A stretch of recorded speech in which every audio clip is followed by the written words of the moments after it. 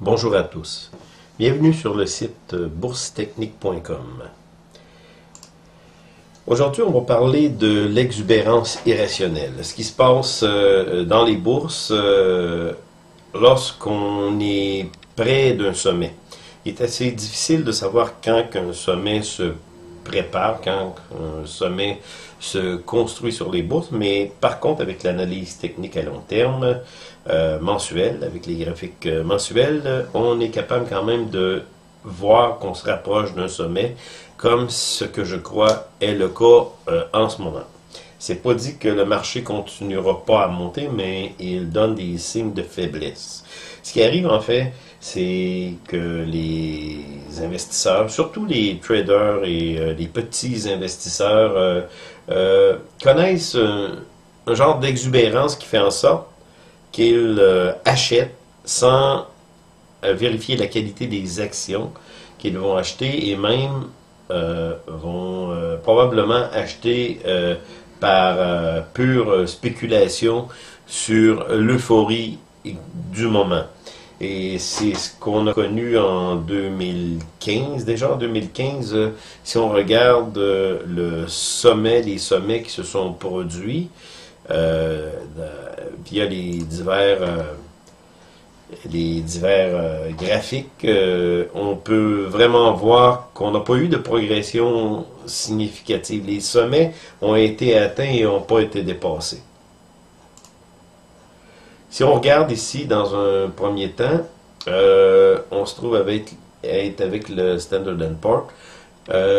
Le sommet qui a été fait en 2015, qu'on voit très bien ici, la dernière progression qu'on a eue en octobre, qui a été vraiment phénoménale, parce qu'en août, comme vous le savez, on a eu une correction très très importante qui a fait en sorte, qui à mon avis, qui a fait en sorte que la tendance long terme a été brisée. Donc on se retrouve avec une reprise, oui, en octobre, une reprise qui n'est pas réellement la tendance haussière qui est en reprise, mais qui se trouve être un peu une euphorie. On pense que le marché va poursuivre sa montée. Est-ce que ça pourrait poursuivre la montée? Oui, tout à fait. En ce moment, ce que je ferais, je ne m'embarquerai pas dans le marché parce qu'il y a trop de risques. Ici, on a le Standard & Poor's. On peut aller voir le Dow Jones, aussi qui est semblable. J'ai tracé une tendance long terme qui a été cassée en août. Et là, on se trouve être le 1er décembre, le 2 décembre, excusez, dans cette bulle ici que j'ai dessinée où un sommet semble avoir été atteint. Est-ce qu'il peut y avoir une continuité de hausse? Oui, ça pourrait arriver. Par contre, comme je vous avais expliqué, tendance du RSI long terme a été cassée ici. En août, on continue, on a une bonne descente qui confirme cette brisure de tendance. Ici encore, on a une confirmation par l'histogramme de MAC et le TRIX que la brisure qu'il y a eu en août est bel et bien un signe que la tendance long terme a été cassée. Ce qui arrive souvent dans une exubérance irrationnelle où c'est surtout les traders, ceux qui achètent des positions à très court terme, vont spéculer dans ces sommets-là parce que ça peut être très rentable pour eux. Ça peut être des day traders ou des day traders plus long terme, sans que ce soit vraiment des longs termes comme ce que je suis, vont acheter, vendre pour essayer d'aller chercher des profits. Malheureusement, il y a d'autres acheteurs qui sont les petits acheteurs, qu'on appelle les mains faibles, qui vont se positionner souvent dans des sommets. Ce qui fait en sorte que lorsqu'une brisure arrive, qu'une tendance baissière se déclare, ils se font avoir et ils perdent beaucoup. On les déplume parce que les gros joueurs institutionnels sont déjà sortis du marché et attendent ce qu'on va voir. D'ailleurs, j'ai écouté plusieurs entrevues sur plusieurs investisseurs, des gros investisseurs qui sont déjà sortis du marché en ce moment. C'est vraiment irrationnel ce qui s'est produit depuis 2009 surtout. On a injecté beaucoup d'argent ici aux États-Unis pour faire partir l'économie. Ce qui est arrivé, oui, l'économie est repartie, mais en même temps, les bourses ont vraiment atteint des niveaux qui sont beaucoup trop élevés compte tenu de la valeur des entreprises. Ce qu'on a injecté comme argent dans le système a pas fait en sorte que de la richesse s'est créée. Oui, la richesse s'est créée sur papier, parce qu'on a eu plusieurs personnes qui ont vu le compte de banque gonfler à cause d'achat d'actions. Mais c'est vraiment une fausse sécurité parce que dans la réalité, l'économie réelle ne suit pas la richesse réelle. Là, je suis les États-Unis, mais c'est la même chose pour les autres pays, surtout l'Europe, là, qui connaît encore des grandes difficultés au niveau du chômage, au niveau des entreprises. Pourtant, les bourses ont donné des très bons, des bons rendements, mais ça ne suit pas l'économie réelle.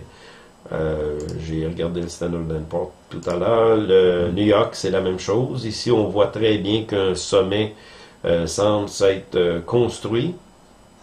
Les Dow Jones Transport, qui souvent est très suivi parce qu'il se trouve à donner une confirmation de hausse ou de baisse du Dow Jones. Puis la fameuse théorie du Dow qui dit si un des deux indices, le Dow Jones ou le transport casse, ben probablement l'autre va suivre.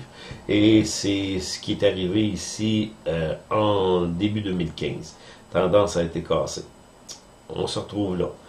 Je vais aller voir l'indice mondial qui n'a pas donné encore de reprise de vie, qui au contraire, comme on le voit, la tendance haussière est brisée. Ici, c'est probablement un sommet qui s'est formé. On en est rendu ici vers les 1700, 1750. Le RSI a cassé à peu près en 2015. La même chose pour le MAC. TRIX ne nous donne pas encore de signe acheteur. Donc, on se trouve à être en marché, début marché baissier pour l'indice mondial. Donc, on n'embarque pas dans le marché, on attend. Pour ce qui est de l'or, beaucoup de spéculation s'est fait au niveau de l'or et de l'argent.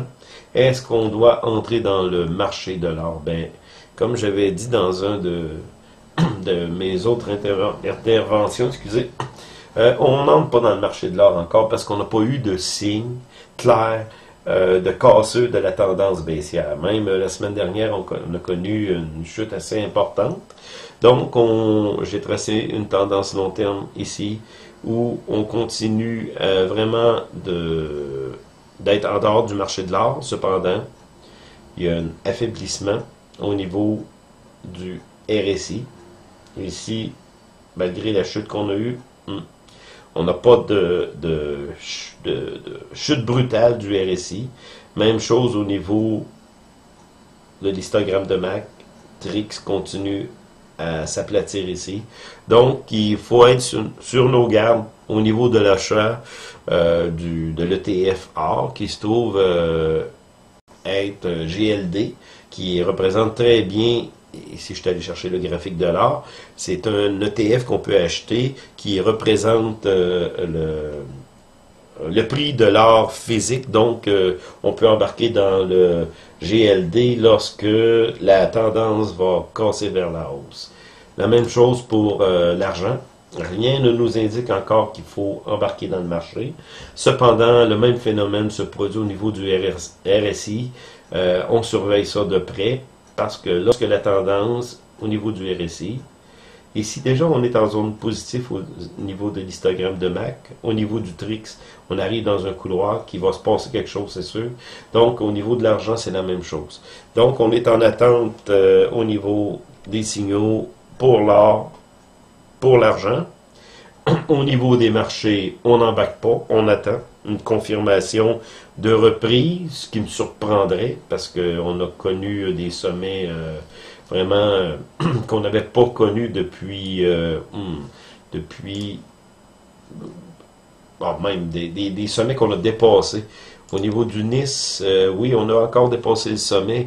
C'est des sommets historiques qu'on a dépassés. Donc, je m'attends vraiment à une correction. Je dirais pas un crash, mais une bonne correction avant de reprendre des positions du marché. Puis au niveau de l'or, de l'argent, on attend aussi.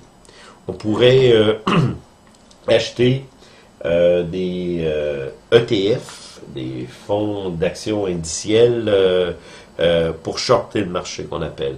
C'est de la vente à découvert, mais on ne pratique pas nécessairement la vente à découvert directement. C'est qu'on achète certains ETF qui se trouvent à donner un rendement lorsque la bourse descend. On pourrait se positionner là-dessus et dans une prochaine chronique, on va justement regarder ça en détail. Donc, c'était Jean-Claude Larochelle pour boursetechnique.com. Merci.